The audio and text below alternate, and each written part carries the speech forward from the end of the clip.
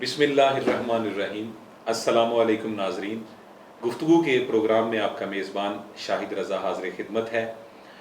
ناظرین، جیسا کہ آپ جانتے ہیں کہ ہم ایک سیریز کے طور پر پاکستان کی تاریخ اور اس کے مختلف ادوار کا احاطہ کرنے کی کوشش کر رہے ہیں۔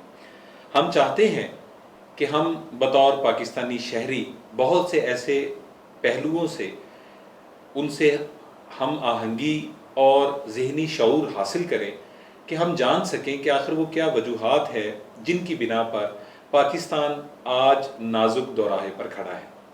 اس میں آج ہم گفتگو کا سلسلہ یہاں سے شروع کریں گے کہ پاکستان کو 1947 یعنی مارز وجود سے آنے کے بعد سے لے کر اب تک کن بحرانوں کا سامنا کرنا پڑا اور ان کی بنیادی وجوہات کیا تھیں۔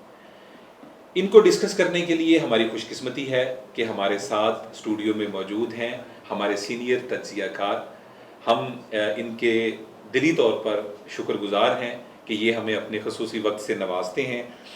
آج ایک مختلف انداز سے پہلو یہ بھی ہے کہ انہوں نے اپنی زندگی کے 40 سال محکمہ پولیس میں سرو کیا، یعنی کہ یہ جو پاکستان بننے کے بعد اس کے اتار چڑھاؤ کے یہ عینی شاہد بھی ہیں۔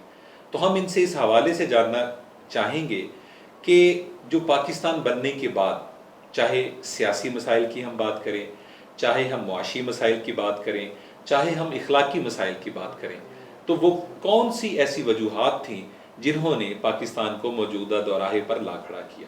سر۔ تھینک یو شاہد صاحب۔ قیام پاکستان کے بعد حضرت قائد اعظم رحمۃ اللہ علیہ کی زندگی ہی میں کشمیر کا مسئلہ شروع ہو گیا تھا۔ جی ایسا ہی ہے، بالکل ایسا ہی ہے۔ ان کی حیات میں ہی شروع ہو گیا تھا کشمیر کا مسئلہ، چونکہ انڈین جو تھے اس وقت، جو انڈین گورنمنٹ تھی جواہر لال نہرو، وہ ڈیسپریٹ تھا۔ Jawahar Lal Nehru he was also Kashmiri Pandit, بالکل ٹھیک ہے۔ کشمیر سے تعلق تھا، اس کی ایک ذہنی وابستگی تھی کشمیر کے ساتھ، اور وہ بڑے ڈیسپریٹ تھے کہ کشمیر کو ہر قیمت بھارت کے ساتھ ملانا ہے۔ انڈیا کا حصہ بننا چاہیے اسے۔ جبکہ پالیسی یہ تھی اس وقت ماؤنٹ بیٹن کے تحت جو فیصلہ ہوا تھا ان میں باؤنڈری کمیشنز میں اور دوسروں میں، کہ جی جو ریاستیں خود ہندوستان یا پاکستان کے ساتھ ملنا چاہیں خوشی سے وہ مل سکتی ہیں، بالکل ایسا ہی ہے۔ لیکن مسائل یہ تھے کہ کچھ ریاستیں جہاں رعایا ہندو تھی، حکمران مسلمان تھے، جیسے جوناگڑھ۔ بالکل ایسا ہی ہے۔ اب کشمیر میں رعایا مسلمان تمام کے تمام، زیادہ تر 90%، لیکن بلکہ حکمران جو تھے وہ حکمران وہ ہندو ڈوگرا تھے۔ تو وہ یہ اس کا فائدہ انہوں نے اٹھایا، اور اس وقت جو مہاراجہ ہری سنگھ تھا کشمیر کا، وہ اس کی خواہش تھی کسی حد تک کہ پاکستان کے ساتھ الحاق ہو جائے۔ پاکستان گورنمنٹ نے اس کو انوائٹ بھی کیا، نمائندہ بھی اپنا بھیجا، اور جو ڈاک کے جو انتظامات تھے ان دنوں، پوسٹل جو انتظامات تھے ڈاک کے، وہ سارے پاکستان کے ذریعے تھے۔ بالکل ٹھیک ہے۔ 2 سڑکیں اس کو ملتی تھیں، ایک سری نگر والی، ایک مظفر آباد والی، ان کو بالکل ٹھیک ہے۔ جو ڈائریکٹ ایکسیس تھی ان کی ان دنوں۔ تو اس لیے وہ پاکستان سے لاجسٹکس ساری لے رہے تھے۔ سر، کیا یہ درست ہے کہ یہ جو کشمیر والا معاملہ تھا یہ جان بوجھ کر نتھی کیا گیا تاکہ یہ جو ہندوستان کی تقسیم انگریز نے کی پاکستان اور انڈیا کو، تاکہ یہ کنفلکٹ ہمیشہ کے لیے برقرار رہے؟ انگریز نے اس معاملے میں بھارت کا ساتھ دیا تھا۔ اچھا۔ بھارت کا ساتھ دیا تھا اس معاملے میں، چونکہ ان کا ٹلٹ اس کی طرف تھا۔ جب فوجیں بھیجنے کا لیاقت علی خان نے کہا کہ جی ہماری فوج جانی چاہیے، تو جنرل میسر بھی تھا، پھر جنرل گریسی تھا، یہ دونوں کہنے لگے جی کہ ہمیں تو ہمارا جو ساؤتھ ایسٹ ایشیا کا کمانڈر ہے جنرل آکن لیک، جب تک وہ نہیں کہتا ہم فوجیں نہیں بھیج سکتے۔ بالکل ٹھیک ہے۔ یہ بڑی افسوسناک صورتحال تھی۔ اس سے بڑا ہی دھچکا پہنچا لیاقت علی خان صاحب کو اور حضرت قائد اعظم کو بھی۔ پھر حضرت قائد اعظم لیاقت علی خان بیمار ہو گئے اور قائد اعظم لاہور تشریف لے آئے۔ بالکل ٹھیک ہے۔ یہاں پھر لارڈ ماؤنٹ بیٹن ان کے پاس آیا، آکن لیک بھی آیا یہاں پہ گورنر ہاؤس میں، یہاں ان کی ملاقات ہوئی، بڑی لمبی ڈسکشن ہوئی. تو اس میں قائد اعظم نے ان کو تجویز دی کہ ہمارے جو جتنے بھی قبائلی آئے ہیں وہ بھی پیچھے ہٹ جائیں گے, آپ بھی فوجیں نکال لیں. بالکل ٹھیک ہے. لیٹ دا یو این کم, اور یو این کو آنے دیں, اور پھر وہ اس کو ہم سیکورٹی کونسل میں معاملات کو لے جاتے ہیں. بالکل ٹھیک ہے. اسی نقطہ کو پکڑ کر 1 جنوری 48 کو بھارت یہ معاملہ سیکورٹی کونسل میں لے گیا. اسی بیس کے اوپر پاکستانی وفد پہنچ گئے سیکورٹی کونسل میں. جب اس پہ گفتگو شروع ہوئی اور انہوں نے دیکھا کہ یہ معاملہ کسی لاجیکل اینڈ کی طرف جائے گا, تو ہندوستانی وفد وہاں سے واپس آ گیا اور پھر کہا جی کہ ہم 2 مہینے بعد پھر بحث کریں گے. اب پاکستان کے پاس کوئی چوائس نہیں تھا, ان کو بھی واپس آنا پڑا. ظاہری بات ہے وہ تو. ہاں جی. اور اسی دوران انہوں نے اپنی فوجیں اتار دی مکمل طور پر, ایئر لفٹنگ کی. اس میں جنرل بی ایم کول, ان کا بڑا مشہور جنرل تھا ایک, وہ اس کو انہوں نے بھیجا. نہرو کا بڑا معتمد تھا, وہ کیسے کہتے ہیں, بڑا کانفیڈنٹ تھا. اس کو وہاں انہوں نے بھیجا. وہاں پہ انہوں نے جا کر وہ لوگوں کو قتل و غارت بھی کیا اور پاکستانی قبائلیوں کے ساتھ لڑائی شائی بھی کی. لیکن اس اثناء میں جو وادی پونچھ تھی اور اس سے مطلب ملحقہ علاقہ جات تھے جو پاکستان کی طرف آتے تھے, اس پر ان کا قبضہ, پاکستان کا قبضہ ہو چکا تھا. پاکستانی فورسز کے جو لوگ تھے, جو آزاد کشمیر کی فورس کے لوگ تھے, جو وہاں پہ لوکل کمانڈر شامل ہوئے تھے آزاد کشمیر سے, انہوں نے زبردست وہاں پہ مزاحمت کی اور یہ حصہ بچا لیا. یہ بہت بڑی میں سمجھتا ہوں اس وقت اچیومنٹ تھی, جبکہ انگریز بھی ہمارے خلاف تھے اور انڈین تو تھے ہی. اس وقت جو سرکمسٹانسز یا حالات تھے, یعنی اس کے مطابق یہ بہت بڑی چیز, بہت بڑی اچیومنٹ تھی میں سمجھتا ہوں. پھر اس کے بعد یہ انہوں نے پھر مسئلہ سیکورٹی کونسل میں چونکہ انہوں نے ڈال دیا تھا جی کہ یہاں پہ پلیبسٹ ہوگی, استصواب رائے ہوگا کہ جو لوگ کہیں گے کشمیر کے ہم وہ کریں, آج تک نہیں ہوا. جو آج تک نہیں ہوا. ہیلے بہانے, کرشنا مینن تھا ان کا, پھر بے شمار مطلب لوگ. اب تو اس کی آزاد ریاست کی حیثیت ہی ختم کر دی. اب تو آزاد ریاست, اب تو انہوں نے وہ انڈیا ایکٹ نافذ کر دیا ہے. اس پہ وہ سلسلہ ہی بدل گیا. باقاعدہ طور پر وہ قابض ہو چکے ہیں. انڈینس کو آزادی ہے تمام انڈیا میں لوگوں کو, جو چاہے وہاں جا کے زمینیں خرید لے, جو چاہے جا کے پلان. اچھا سر, ایک تو یہ کہ یہ ہم بحرانوں کی بات کر رہے ہیں پاکستان کو پیش آنے والا, ایک تو اس میں کشمیر والا تو وہ معاملہ ہے جو ہمیں بلٹن ملا وہ جو چل رہا ہے آج تک وہ چل رہا ہے اس میں. اچھا, اس میں ایک دوسرا پہلو یہ تھا سر, ہم نے سکوت ڈھاکہ کو بھی تو فیس کیا, وہ تو ہمیں بلٹن نہیں ملا تھا. تو ایسے کیا حالات تھے کہ ہم یہاں تک پہنچے کہ جس میں ہم سکوت ڈھاکہ کی کہانی جو ہے وہ بھی پاکستان بننے کے بعد سے ہی شروع ہوتی ہے. آپ کی اطلاع کے لیے کہ ایسٹ پاکستان اور ویسٹ پاکستان میں جو انفراسٹرکچر تھا, وہاں پر جو مطلب سڑکیں تھیں یا بندرگاہیں تھیں یا ہوائی اڈے تھے, یہ اگر اندازہ لگائیں تو وہاں پر کوئی جیٹ جہاز یا بوئنگ جہاز اترنے کے لیے ہوائی اڈے نہیں, صرف 2 ہوائی پٹیاں تھیں, ایک ڈھاکہ میں ایک چٹاگانگ میں. بالکل ٹھیک ہے. اونلی 2. 240 میل سڑکیں تھیں صرف پکی, پورے مشرقی پاکستان. بندرگاہ تھی نہ ہونے کے برابر, فیسلٹی کوئی نہیں تھی. 1970 میں آ کر گورنمنٹ آف پاکستان نے وہاں پر جیٹ اترنے کے لیے ڈھاکہ میں وہ موسٹ ماڈرن ایئرپورٹ بنایا تھا, جو 1970 میں مکمل ہوا. اس کے علاوہ پھر BCO بن گئے, سیلیٹ بن گئے. کون سے والا آپ بات کر رہے ہیں جو بنایا تھا؟ ڈھاکہ کا. 1970 کے اندر 1970 میں مکمل ہوا. ٹھیک ہے. شروع پہلے ہو گیا تھا, 5 سال پہلے شروع ہو گیا تھا. 1965-66 شروع ہو گیا تھا, لیکن مکمل جا کر 1970 میں ہوا تھا. اس کے بعد پھر دوسرے ہوائی اڈے جو تھے اس کے وہ مکمل ہوئے. راج شاہی کا تھا, سیلٹ کا تھا, جیسور کا تھا, چٹاگانگ کا تھا. یہ پھر بعد میں جا کے مکمل ہوا. لیکن سر ہم تو کہتے ہیں کہ دیکھیں democracy is the best policy, جیسے ہم کہتے ہیں, تو تب تو ڈیموکریٹ ذوالفقار علی بھٹو جیسے ڈیموکریٹ موجود تھے, پھر ادھر سے وہ شیخ مجیب الرحمان تھے, تو سب لوگ. پر یہ کون سے ایسے حالات تھے کہ بات یہاں تک پہنچائی؟ مجیب الرحمان میں نے عرض کی کہ سہروردی کا شاگرد تھا, حسین شہید سہروردی کا, اس کا شاگرد خاص تھا. اور اس نے پاکستان کے اوپر کتاب لکھی تھی جس کا عنوان ہی پاکستان تھا، شیخ مجیب الرحمان نے۔ لیکن اس کے بعد جب یہ لینگویج کا مسئلہ ہوا کہ جی پاکستان کی قومی زبان اردو ہوگی، اس سے ان کو تکلیف ہوئی۔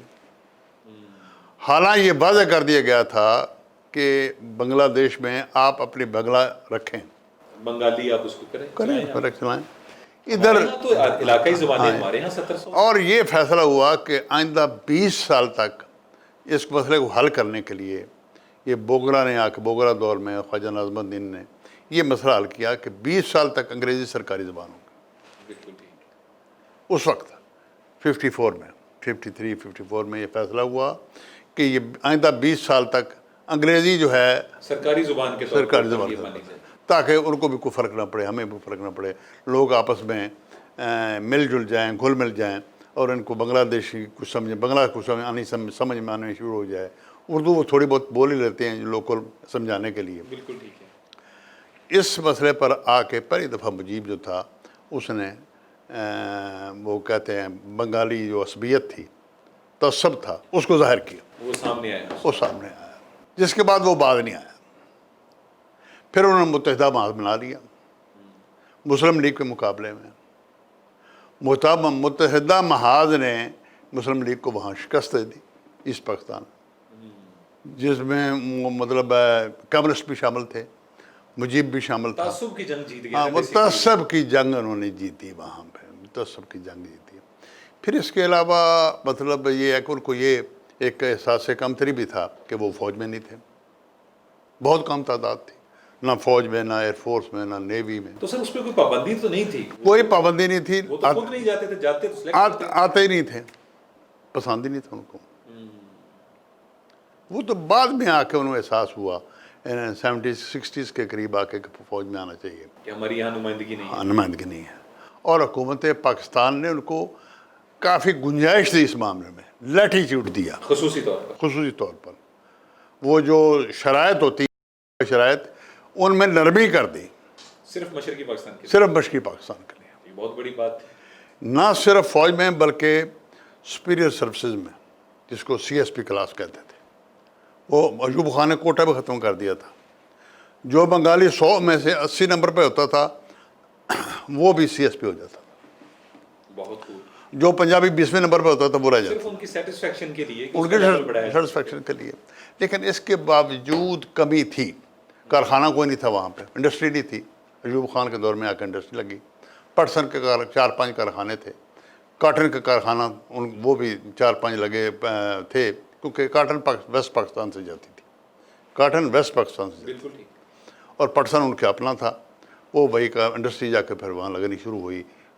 تھوڑا سا مزدوروں کی حالت، لوگوں کی حالت بہتر ہونی شروع ہوئی۔ پھر آبی رسل و رسائل جو تھے، وہ فیریز کا سسٹم، ٹرانسپورٹ کا سسٹم وہاں پہ فیریز کے ذریعے ہے زیادہ، جو ہے جہاں پانی کے دریا وغیرہ ہیں اور یہ سمندر ساتھ لگتا ہے۔ تو یہ چیزیں جو تھیں، یہ محرومی کا احساس اس نے ہمیں آ کر ایسٹ پاکستان نے وہ رفتہ یہاں تک پہنچا کہ ایوب خان کے دور میں یہ طے ہوا تھا کہ قومی اسمبلی کا اجلاس وہاں بھی ہوا کرے گا۔ بالکل ٹھیک ہے۔ صرف ایک دفعہ ہوا، یعنی وہ چیز اس طرح سے آگے نہیں۔ لیکن سر ان ساری چیزوں کو پھر بھی اگر ہم مطلب جسٹیفائی مطلب یہ ہے کہ آپ جب ان کو ساتھ لے کر چلتے ہیں، آبادی ان کی زیادہ تھی، آپ کو حقوق دینے تھے ان کو۔ لیکن سر ہم اس میں یہ تو نہیں کہہ سکتے کہ ان ساری چیزوں کے ازالہ کے لیے وہ جا کے انڈیا سے مل گئے، نہیں، وہ گٹھ جوڑ کیا، سازش کی۔ مطلب یہ ہے کہ India, it is a proven fact کہ 1969 میں مجیب الرحمان انڈیا کے ساتھ مل گیا تھا، بالکل ایسے ہی ہے، حقیقت ہے۔ اور سن 70 میں کلکتہ میں تاج الدین مشتاق خودگر جو ان کے لیڈر تھے عوامی لیگ کے، انہوں نے جلا وطن حکومت بنا لی تھی۔ اور سر اس میں ایک چیز تو ڈیڈ شور ہے کہ غداری کی کوئی جسٹیفیکیشن نہیں ہو سکتی، یہ تو بالکل ایسے ہی ہے۔ اس گفتگو کو ناظرین ایسے ہی جاری رکھیں گے ایک دلچسپ موڈ پر، ایک چھوٹی سی بریک کے بعد ہم واپس آتے ہیں۔ جی ناظرین، بریک سے پر جانے سے پہلے ہم بات کر رہے تھے سقوط ڈھاکہ کے حوالے سے۔ یہ جو میں سمجھتا ہوں پاکستانی تاریخ کا سب سے بڑا المیہ، سب سے بڑا سانحہ جو ہم نے دیکھا، جس کو ہم نے جھیلا، وہ ہمارے مشرقی پاکستان کی علیحدگی کی صورت میں ہمارے سامنے آیا. تو سر ہم اس میں بات کر رہے تھے کہ غداری کی کبھی بھی کوئی جسٹیفیکیشن نہیں ہو سکتی. ہم یہ ماننے کے لیے تیار ہیں کہ کچھ کمی ہوگی، کچھ کسی سے کمی رہ گئی ہوگی، کہیں کوئی زیادتی ہوگی، کہیں کچھ ازالہ ہوا ہوگا، کسی میں کوئی کمی بیشی ہوگی، لیکن جو صورت انہوں نے مطلب اس وقت کے شیخ مجیب الرحمان پارٹی مطلب سب نے وہ جو روا رکھی صورتحال جو بنائی انڈیا کے ساتھ مل کے، تو یہ تو بہت خطرناک اور کبھی صورت تھی. شاہد صاحب، جیسے میں نے پہلے گزارش کی ہے، یہ آپ بات ذہن میں رکھیں کہ بھارت نے ہمیں پہلے دن سے آج تک تسلیم ہی نہیں کیا. یہ تو بالکل انڈرسٹوڈ ہے. ان کی ہر ممکن کوشش رہی ہے، ہر دور میں کوشش رہی ہے کہ پاکستان کو ڈیسٹیبلائز کریں. کوئی ایسا طریقہ کار، کوئی ایسا اس ذریعہ. طرح کا.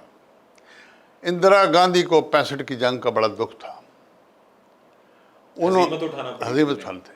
ایوب خان جو تھے، وہ جو بھی تھے، وہ باہر ڈکٹیٹر تھے. انہوں نے بیسک ڈیموکریٹک سسٹم لائے، جو بھی لائے وہ مطلب کچھ چلا کچھ نہ چلا. بیسیکلی تو وہ مکسر تھا نا سر. ہاں جی. آپ ایسٹ پاکستانیز کی مسلم لیگ یا قائد اعظم سے انسیت یا محبت یا عقیدت کا عالم دیکھ لیں کہ جب ایوب خان بطور پریزیڈنٹ الیکشن لڑے تو مس فاطمہ جناب کے مقابلے میں بنگلہ دیش سے واضح اکثریت سے جیت گئی تھی ایسٹ پاکستان میں. آپ اس سے وہ اناد یا بغض یا جو وہ اندر پنپنے والا وہ سمجھ سکتے ہیں اس کو. وہ انہوں نے جو ڈکٹیٹرز کی ہیجمنی ہے نا، اس کو تسلیم نہیں کیا. یہاں تک تسلیم نہیں کیا کہ انہوں نے مجیب الرحمان کو بھی نہیں چھوڑا اس معاملے میں. بالکل درست.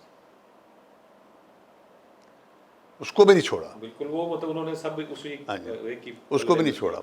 تو یہ ایوب خان صاحب کا وزٹ کرتے تھے اس پاکستان کا، کم و بیش ہوتا تھا، لیکن وہ جو کمی صدر کی، وہاں پہ اسمبلی کے فنکشن ہوتے، وہاں پہ کچھ سیکریٹریٹ قائم کر لیتے، اپنا پریزیڈنشل سیکریٹریٹ قائم کر لیتے، کچھ 2-3 مہینے وہاں گزارتے، کو لوگوں کو احساس ہوتا اپنائیت کا، اور یہ سمجھتے کہ یہ ایک برابری کا سلسلہ چل رہا ہے، ہم اکٹھے ہیں، ساری باتیں تو شاید کچھ نہ کچھ لیکن وہ نہ ہو سکا.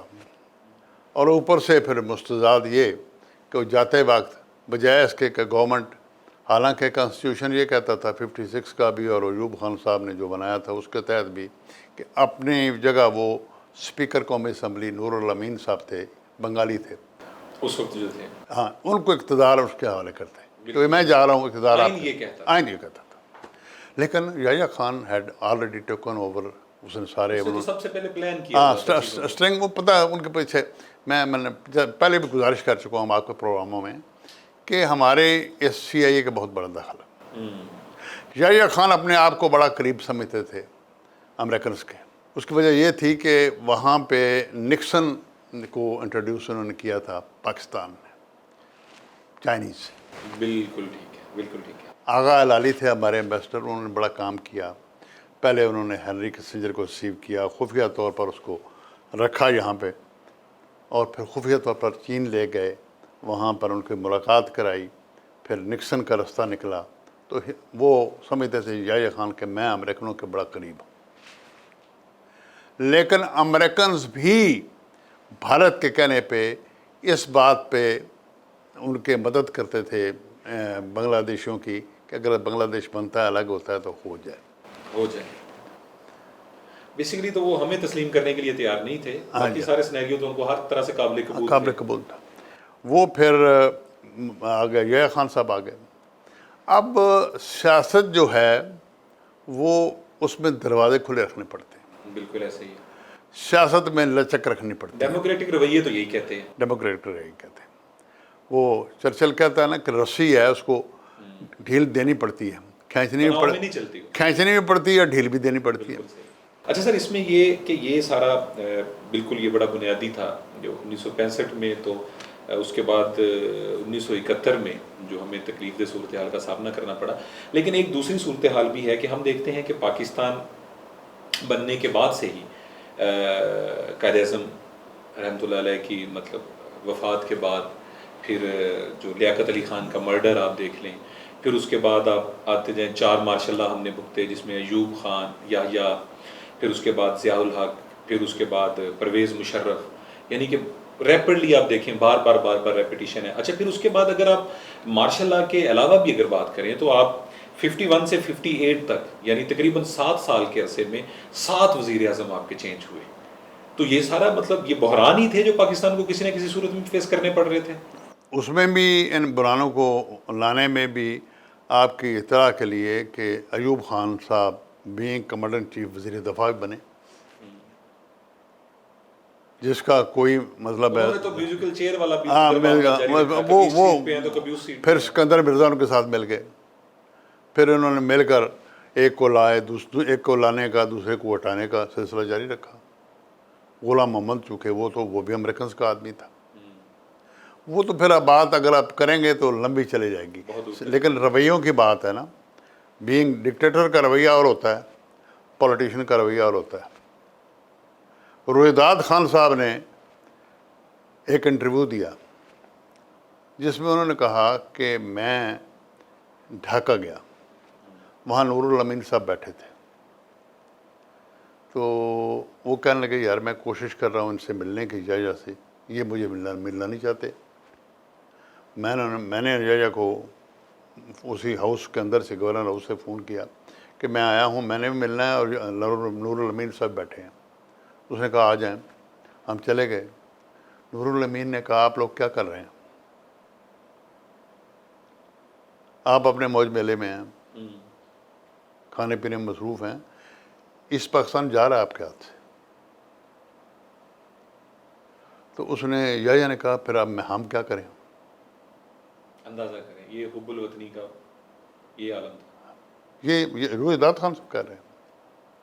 اور پھر میں آپ کی تاریخ کو درست رکھنے کے ریکارڈ درست رکھنے کے لیے میں ایک اور آپ کو بات سنا دیتا ہوں.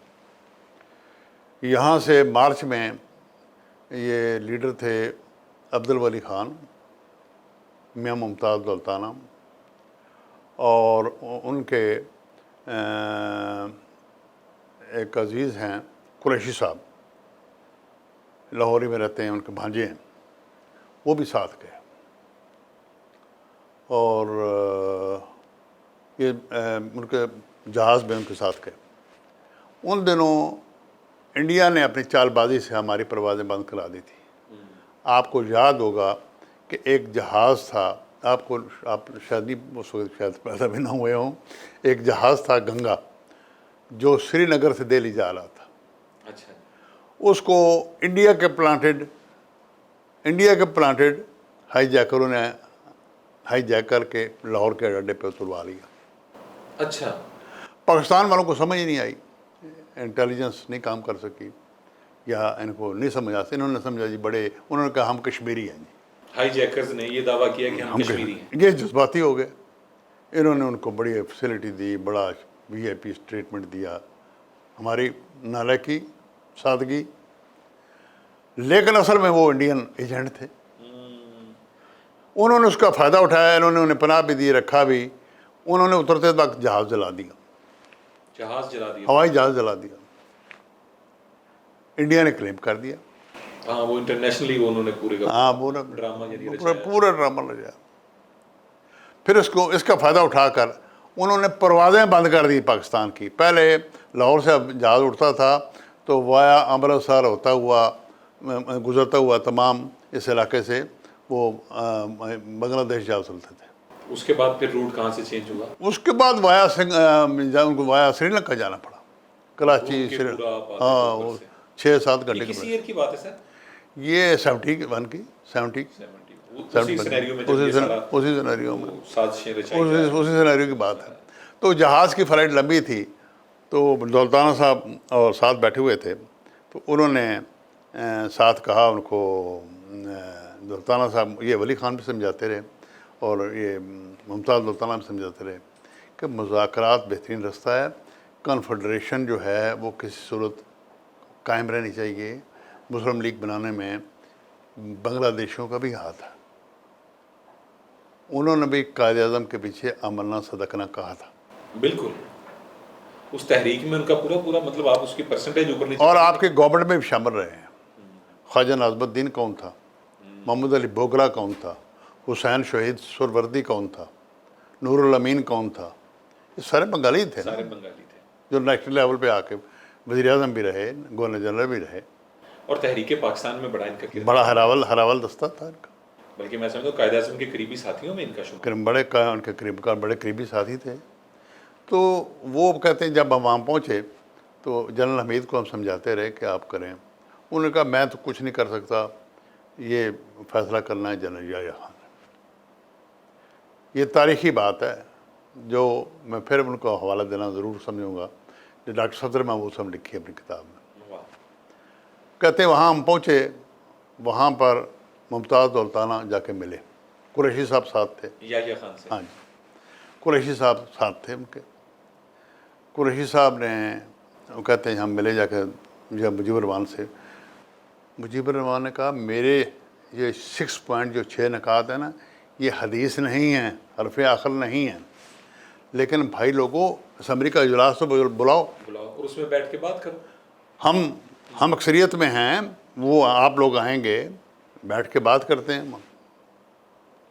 کوئی نہ کوئی صورت نکلے گی، کوئی درمیانی راستہ. وہ کہتے ہیں اسمبلی میں بیٹھ جاتے، لڑائی جھگڑا ہوتا، بات چیت ہوتی، ہم کھپتے کھپاتے آپس میں، تلخ کلامی ہوتی، مذاکرات ہوتے، کچھ رستہ شاید نکل آتا وہاں پہ.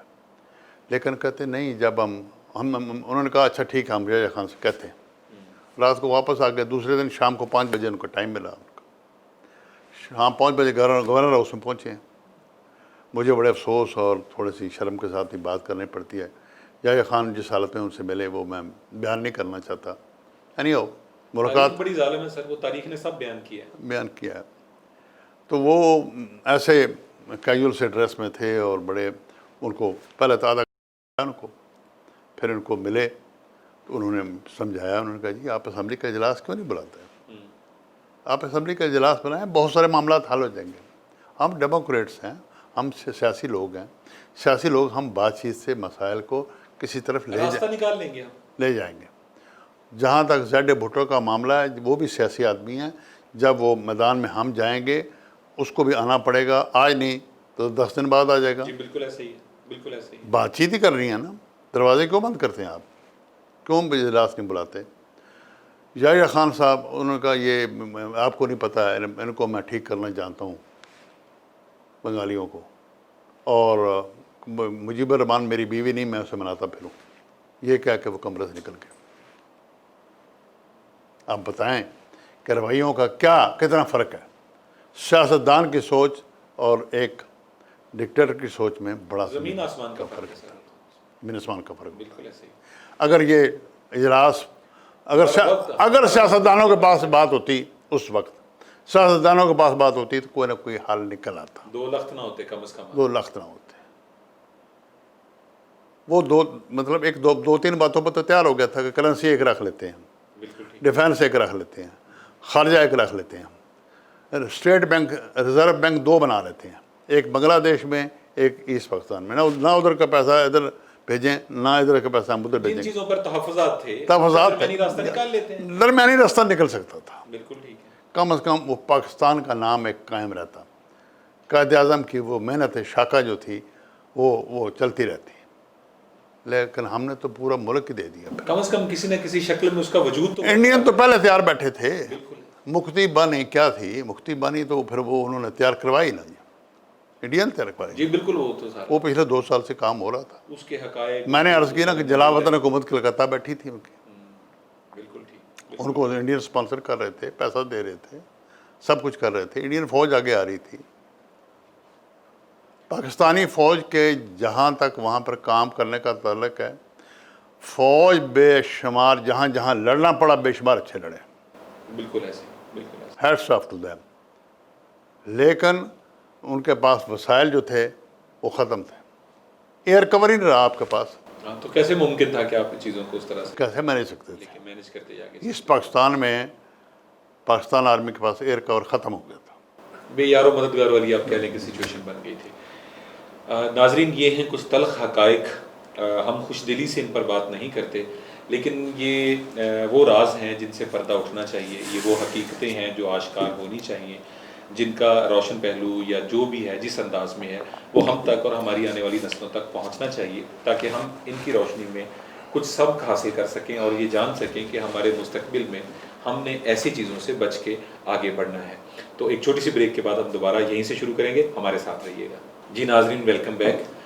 سر، جیسا کہ ہم بریک سے پہلے بات کر رہے تھے، مختلف جو ڈکٹیٹرز کے دور چار ادوار ہم نے دیکھے اور ڈیموکریٹک جو موومنٹس تھی وہ ہمارے سامنے رہیں۔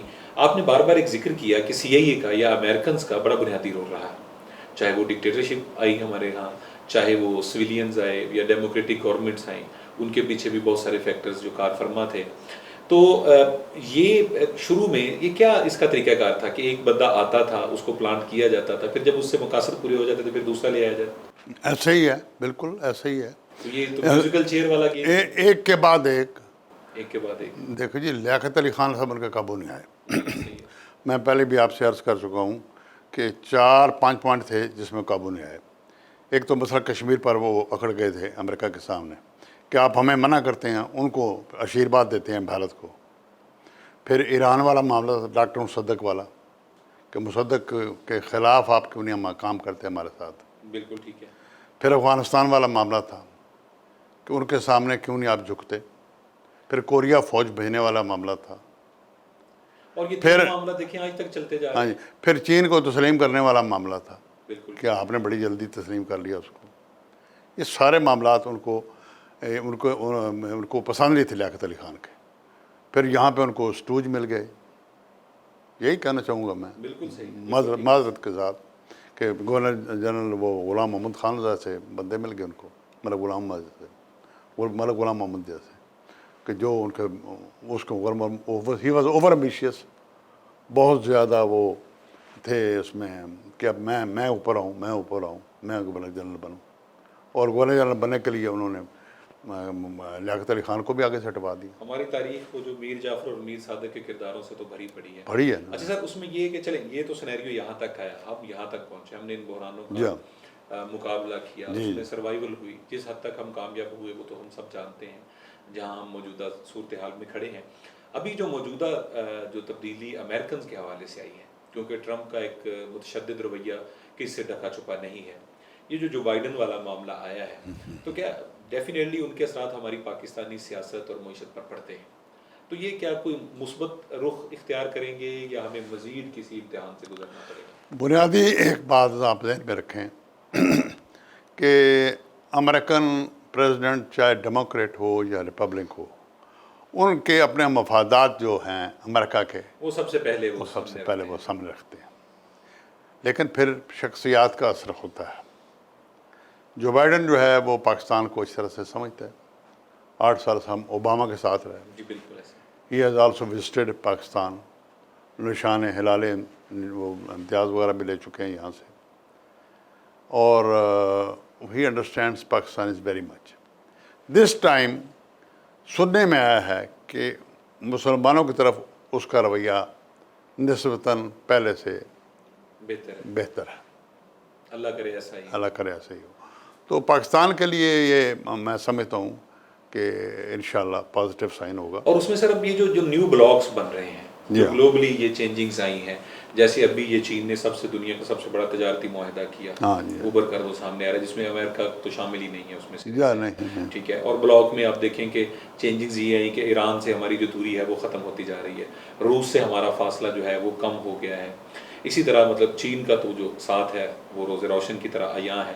تو کیا یہ جو نئے بلاکس بن رہے ہیں گلوبلی انٹرنیشنلی، جو چیزیں سامنے آ رہی ہیں، یہ بھی ہمیں کچھ مستحکم کر رہی ہیں؟ بات یہ ہے کہ اگر ہم بلاکس کے ساتھ لائلٹی کے ساتھ رہیں گے تو مستحکم ہوتے جائیں گے۔ موجودہ صورتحال لائلٹی جو ہے نا، وفاداری بشرط استواری اصل ایمان ہے۔ واہ، آپ نے چھوٹے سے جملے میں بہت زیادہ کچھ کہہ دیا۔ ہاں، بات یہ ہے کہ دو کشتیوں کا سوار ہمیشہ جو ہے، جی دو کشتیوں کا سوار۔ تو امریکنس کی تو اپنی وہ مطلب مفادات کے معاملہ تمام ممالک کا یہی ہوتا ہے کہ اپنے مفادات کو دیکھتے ہیں، آپ کے ساتھ دوستیاں بڑھاتے ہیں اور دوستیاں کم کرتے ہیں۔ بالکل، اٹ از ورلڈ اوور۔ ہر جگہ پر ہے according to their interest. According to their interest. تو اس لیے وہ اپنے انٹرسٹ کے مطابق ہم اپنے جہاں جہاں ہماری فارن پالیسی کو اچھا لگے گا، پاکستان کے بہترین مفادات میں جو ہمارے لیڈرز ہیں، خدا ان کو عقل سلیم دے، اس کے مطابق وہ اچھے فیصلے کریں. اور جہاں پہ کسی کو جواب دینا ہو یا ڈٹ جانا ہو تو پھر ڈٹ جائیں. سر کشمیر کے حوالے سے کیا ہماری خارجہ پالیسی درست ہے؟ مجھے معذرت کے ساتھ کرنا پڑے گا، موجودہ جو خارجہ پالیسی ہے وہ میں اس سے اتفاق نہیں کرتا. بالکل ٹھیک. وہ معذرت خواہانہ زیادہ ہے. اور موجودہ صورتحال کے بعد خاص طور کے اوپر جب انہوں نے اس کی ریاستی حیثیت ختم کی، دوسرا ہم نے صرف زبانی جمع خرچ کیے تو ہمارا کوئی چیز سامنے نہیں آئی. کوئی چیز نہیں. یہ کارگل تک ٹھیک تھا معاملہ، لیکن اس کے بعد پھر یہ نیچے آتا گیا اس کا لیول. اچھا، ہمارے مستقبل کے حوالے سے یہ جب ہم بحرانوں کی بات کرتے ہیں، آپ کیا سمجھتے ہیں کہ سول ملٹری تعلقات کی جو نئی نہج ہمارے سامنے آئی ہے، اس سے بہتری کی گنجائش ممکن ہے؟ کیوں نہیں، بشرطے کہ اسٹیبلشمنٹ بھی دروازہ کھلا رکھے اور سیاستدان بھی اپنا دروازے کھلے رکھے.